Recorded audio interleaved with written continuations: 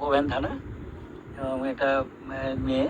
তো তার বিয়ে হয়েছিল 2008 সালে এবং বিয়ের রাত্রে ওদেরকে যে ডোয়ারি দেওয়া হয়েছিল সেই ডোয়ারিতে তার যে husband they were not satisfied. তারা কী করে 2020 তারিখে যখন ওদের বাড়িতে যায়, বাড়িতে যাওয়ার সঙ্গে সঙ্গে সেদিন থেকে ওর উপর টর্চারিং শুরু করে এবং ফিল্লি ল্যাঙ্গুয়েজ, তারপরে তাকে বিভিন্নভাবে প্রেশার দেওয়া, তার যে অর্নামেন্টস সেটা দেওয়া কম দেওয়া হয়েছে, 1 লাখ টাকা ক্যাশ দিয়েছিল সেটাতে। তো তার বিয়ে হয়েছিল 2008 সালে এবং বিয়ের রাত্রে ওদেরকে যে ডোয়ারি দেওয়া হয়েছিল সেই ডোয়ারিতে তার যে husband they were not satisfied. তারা কী করে 2020 তারিখে যখন ওদের বাড়িতে যায়, বাড়িতে যাওয়ার সঙ্গে সঙ্গে সেদিন থেকে ওর উপর টর্চারিং শুরু করে এবং ফিল্লি ল্যাঙ্গুয়েজ, তারপরে তাকে বিভিন্নভাবে প্রেশার দেওয়া, তার যে অর্নামেন্টস সেটা দেওয়া কম দেওয়া হয়েছে, 1 লাখ টাকা ক্যাশ দিয়েছিল সেটাতেও তারা স্যাটিসফাইড নয়।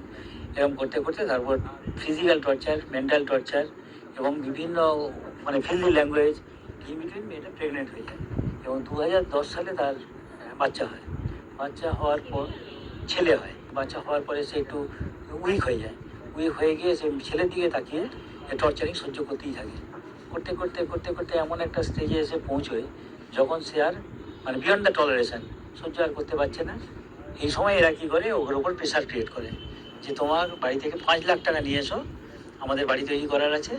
যদি টাকা না দিতে পারো তাহলে তোমাদের বাড়ি তুমি ফিরে যাও, তোমার মা বাবার কাছে থাকবে, আমরা কিন্তু তোমার কোনো দায়িত্ব নিতে পারবো না। 2023 সালে ওরা মা, ওর হাজব্যান্ড, দেওরের যে মিসেস, তারা 4 জন মিলে ওকে প্রথমে ফিজিক্যাল টর্চার শুরু করে। ফিজিক্যাল টর্চার শুরু করতে করতে তারপরে তাকে মারধর করে। মারধর করতে করতে সে পড়ে যায়। পড়ে তার সোফায় যখন পড়ে যায় তখন এরা কী করে, একটা বালিশ নিয়ে এসে তার মুখের উপর চাপা দেয়। চাপা দিয়ে একে মারার চেষ্টা করে এবং মেয়েটি সেন্সলেস হয়ে যায়। ছেলেটি যেহেতু বড় একটু হয়ে গেছিলো, সে মামার বাড়িতে ফোন করে। ফোন করার পরে তার মামা, তার দাদু, তার দিদা সবাই আসে, এসে তাকে রেস্কিউ করে। রেস্কিউ করে দুর্গাপুর এসডি হসপিটালে তাকে অ্যাডমিট করানো হয়। সেখানে গিয়ে তার মেডিকেল ট্রিটমেন্ট হয়।